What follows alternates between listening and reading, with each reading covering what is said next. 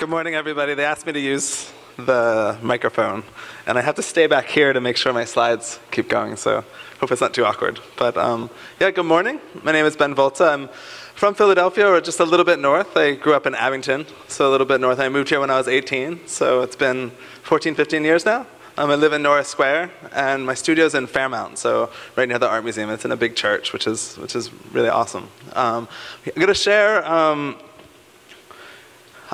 Just going to jump right into it and talk. When I begin projects, I really like to begin with a blank slate, trusting that an idea that's going to happen is going to be the process is going to produce an idea that's greater than I could ever have going into it. So whenever I'm given permission to do that, I really jump on that. And about 12 years ago, I decided to made the leap to stop making art just by myself. And I started working with, and I really just started working with kids. So as a start, I'm gonna lose this because I think it's messing me up. So I really love this relational process. I love getting together with others. I love getting together with young people and seeing what happens when we come together. I'm gonna start.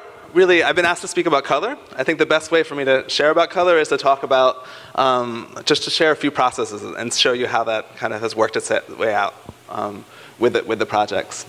This is an image of my studio in Fairmount. These are kids that were assembled by the City of Philadelphia Mural Arts program to work with me on a very special project. And this project began about maybe 2 years ago when I mentioned to Jane Golden, who was the director, it would be really fun to wrap a subway car with artwork. I think I was joking. I don't think I was serious. I don't really even remember asking her. But about 6 months later, I got a phone call and saying, "We got your subway car. We got your kids. Are you ready to go?" So like a couple weeks later, they have kids from coming to my studio once a week, and I had no ideas. So it was that start off. I don't know what I'm going to do, which I actually, like I said, I really like the blank slate, so it was pretty fun. We were doing a lot of brainstorming with some other projects, and I was really finding different ways to brainstorm and enjoying that. President Obama had just announced his BRAIN initiative, all this federal funding going to kind of study the human brain and understand it better.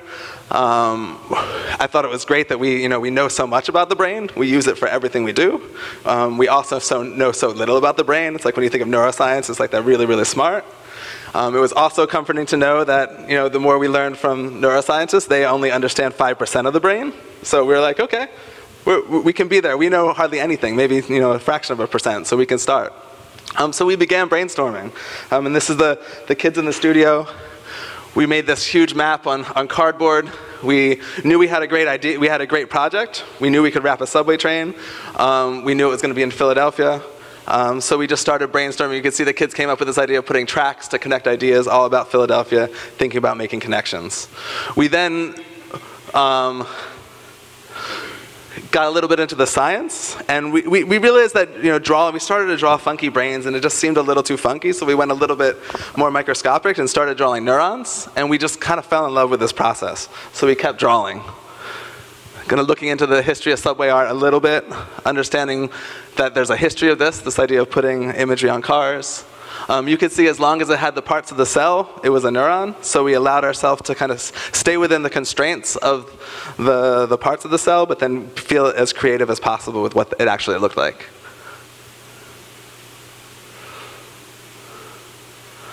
We were a little stuck. We were stuck in, this project. This talk is about color.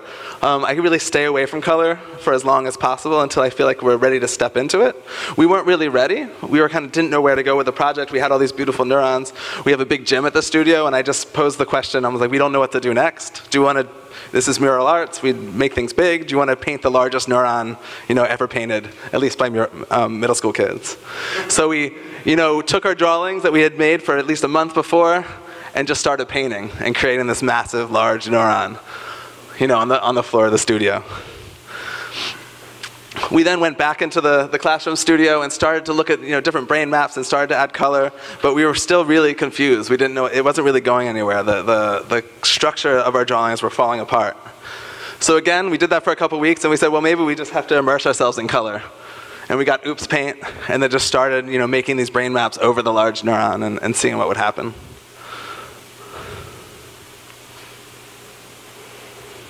And it was a lot of fun.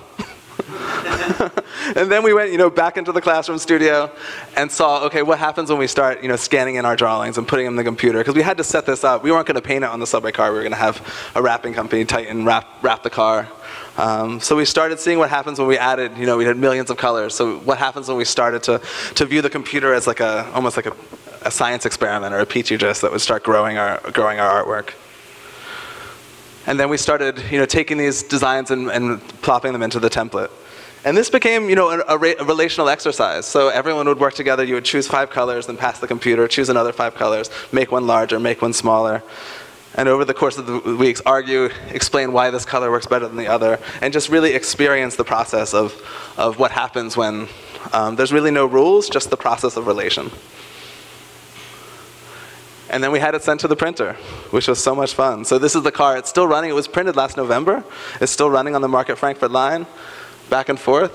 We had titled it, after lying down on that big neuron, we came up with the title, "We Are All Neurons," because we all felt like we were all connected and the city's connected.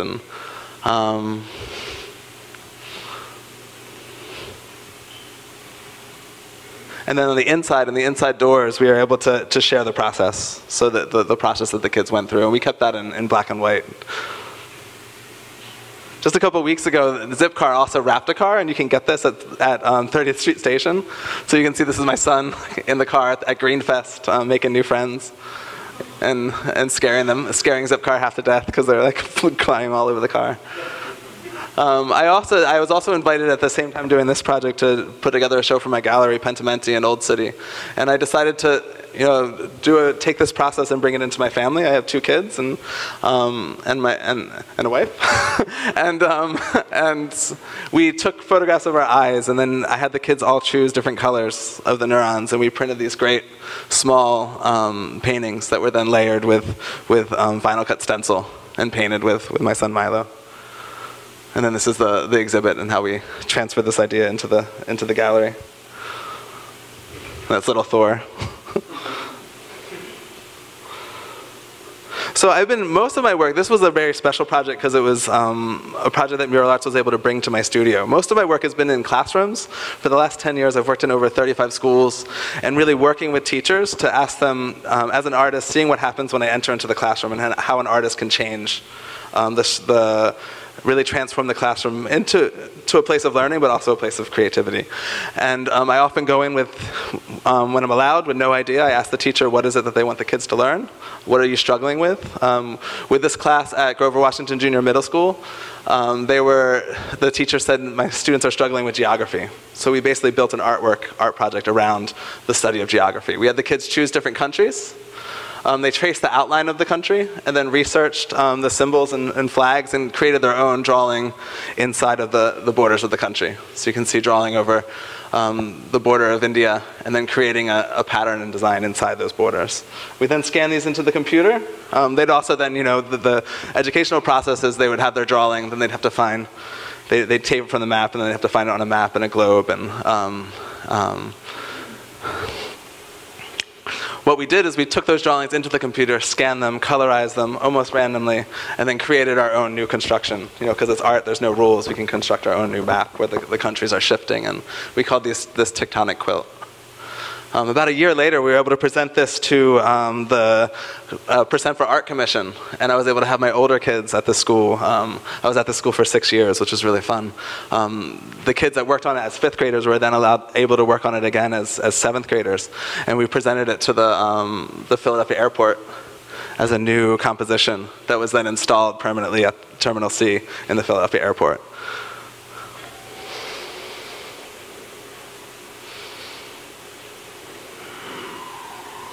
So those are really, when I was thinking about the projects I'd present, these 2 projects were really, the color is contained. The color on the subway car is contained to that car. And the artwork made with the school is really contained into the frame. My first project with the Mural Arts program was when it's public art and in the public space, it's not really contained. It exists within the city and in relationship to the buildings and the streets. My first project with Mural Arts was a request. I made a request to Jane to, I wanted to do something with these ghost houses, these houses that have the plaster remains of a home that was torn down. She was able, again, to assemble a great team for me at my studio of about 11 middle school, high school kids, and we explored the idea of home and all the objects we consume and fill our home with, and created these wonderful drawings of these objects that we then fashioned into wallpaper patterns on the computer. So we scanned those drawings in, created wallpaper patterns by mashing them together to focus on different rooms, installed them in that plaster remains of the house. So as you would drive by, this was at 10th and Vine, it would appear as if, when you're going by houses that have been torn down and you see the wallpaper peeling, and you give that kind of feeling and experience of discovery, and you think about that this isn't just plaster on a wall. People lived here. All this activity, all this life happened within this home.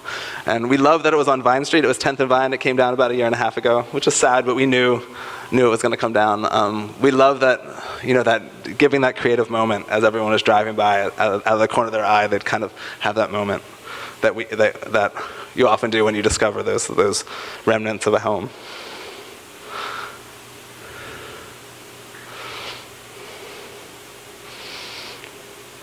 Another project worked on last summer, just up the street from there at 11th and Callow Hill, was in partnership with the Asian Arts Initiative and PICO.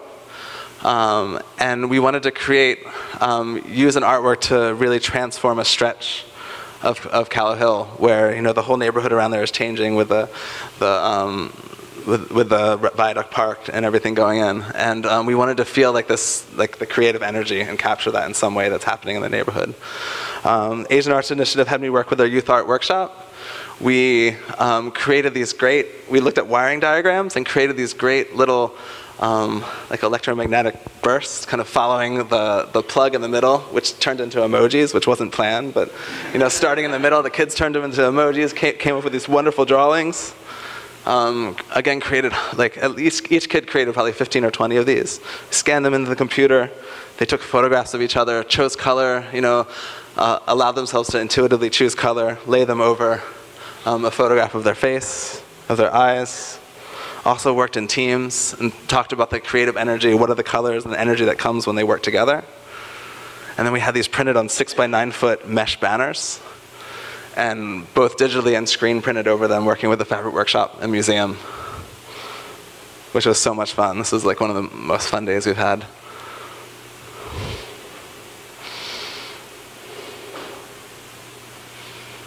And then we installed them going along the fence as you went by. My first excitement about color in this space was I really wanted to have temperature sensitive ink. Remember those shirts in the 90s that would change color as you sweat? It was the most awesome and worst idea ever. And I was so bummed because we got them, I did the tests, and then we found out that UV ink would disappear within a day. So it was the chemical reaction, the sun would just kill it and it would only work for a day or so.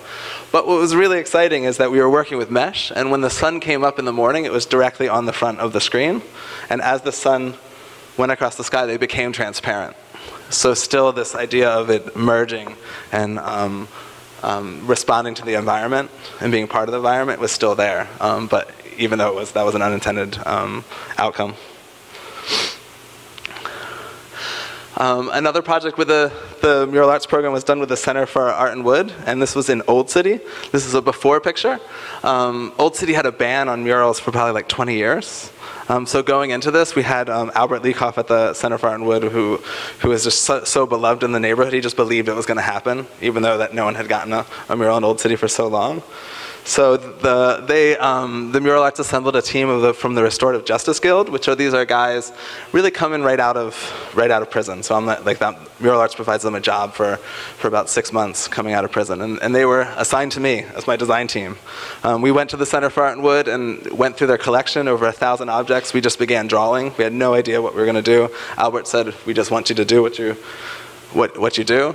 So we were given no direction other than that we wanted to have it make sense in the neighborhood and respond to the neighborhood. what we ended up doing was taking the drawings from the collection and turning them into wood grain by stretching them. So small 8.5 by 11 drawings, outline drawings, we would stretch them to be 25 feet tall to form wood grain. And then we took objects that we felt were really intriguing, and we chose about 90 objects and put them on the wall. And this is a photo by Steve Weineck, so you can see the drastic jump between my photographs and his. It's completely awesome. We called this Written in Wood. Another project where color and ideas were really built into responding to the environment. This is a Google map shot from 11th and Spring Garden. No, yeah, 11th and Spring Garden. It's written right there. And this is the old Spaghetti Warehouse and the Union Transfer music venue. A picture around the neighborhood. You can see the church and the brown colors all throughout the street. Many of you, I'm sure, have been inside and know all the ornament and the decoration left over from previous times and brought in by the music venue. This was another project created with the Restorative Justice Guild, where we were given pretty much do what you do. See what happens as you start drawing. So in that first meeting at the space with my team, we just took hundreds of photographs of all the chandeliers, the different ornament inside the building. One of my team members, Marie, had the idea of really old music and the ornament of a gramophone horn. So we kind of stuck with that idea, or we put it on the back burner, wondering if it's going to come back. And as we were drawing, we just started kind of merging these images into a horn.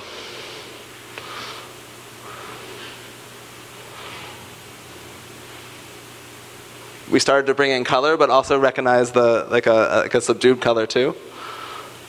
So and then this is the images of the transformation.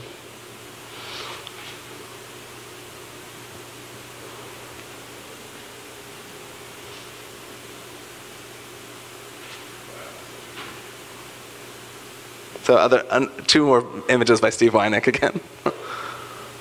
And it's this huge being able to take color and stretch it 40 feet. Across the building, understanding that it's trying to respect and recognize the ornament that's inside and the architecture that surrounds the space.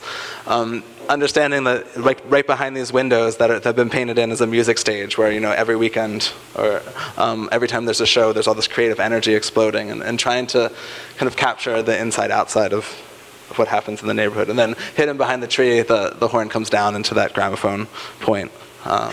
With this great swirl of paint being the record. And my last project I'm going to share is very exciting. Last September, I was able to enter into Morton McMichael Public School for a month as a student in the 7th grade math and science class, where I was able to sit there with the students.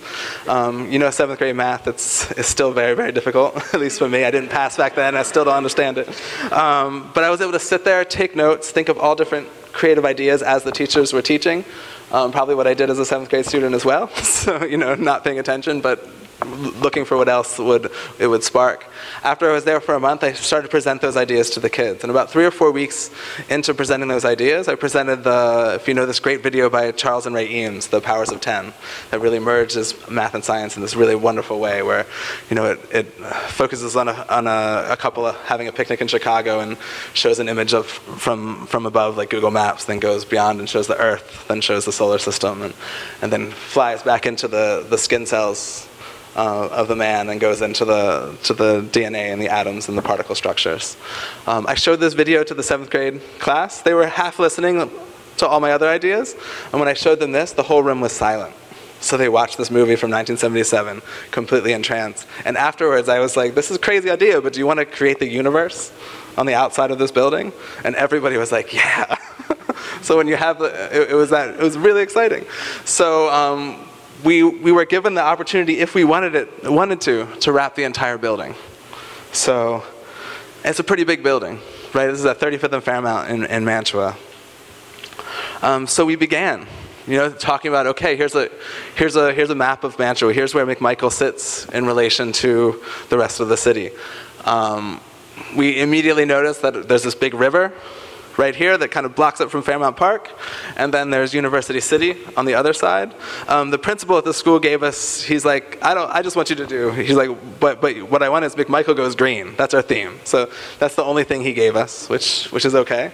So after hearing that, we like this idea of how do we connect this school to both Fairmount Park and nature and University City? How do we kind of position itself having close ties to both of these neighbors?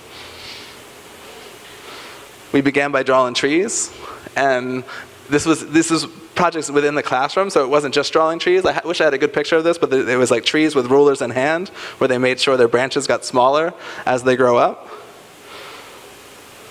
So you can see Monet here figuring out she really wanted these twirly branches, but it was really hard for her to have that branch continue to get slender and slenderer as it grew up.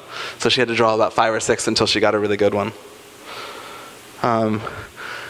And even before we had our whole design done, we were able to get approval of the general idea with the school district, so we began painting our trees, even as we were developing the different aspects of the design. Here's Monet back drawing a funky neuron using those swirls that she mastered when she was drawing trees. And then painting the neurons inspired by brain maps and things that we kind of explored with the subway train. And just quick, I could talk about this easily for 45 minutes, so just blasting through some of the different ideas we drew, using the periodic table to draw atoms. And then about 2 months ago, we started installing. So we started painting in February. We were done the design in June, painted all summer, and we've been installing since August 11th. We were so excited about how the landscape affected the earth in the corner, how it dropped down, and like the sky becomes grand in relation to the earth. You know, the trees that the kids drew wrapping around. Above the doorway, we saw that as like electrical activity in the brain, with a spark of creative activity. As you walk into the school, that's everywhere. You're walking into it. It also connected the link between the trees and the dendrites and of the neurons. And across the wall, growing into DNA, the atoms. And then now, the front of the school. Right now, we're at a place where we're starting the solar system and coming down. And we've just made it. We have the sun up. And today, my crew, actually this morning, right now, is continuing to install the sun. We have about, a quarter to go, where we have galaxies kind of all swirling into a big galaxy where the kids are going to enter in from recess, which we're really excited about. But yeah, that's pretty much what I've kind of come to share. Is there time for questions? And yeah, thanks everybody.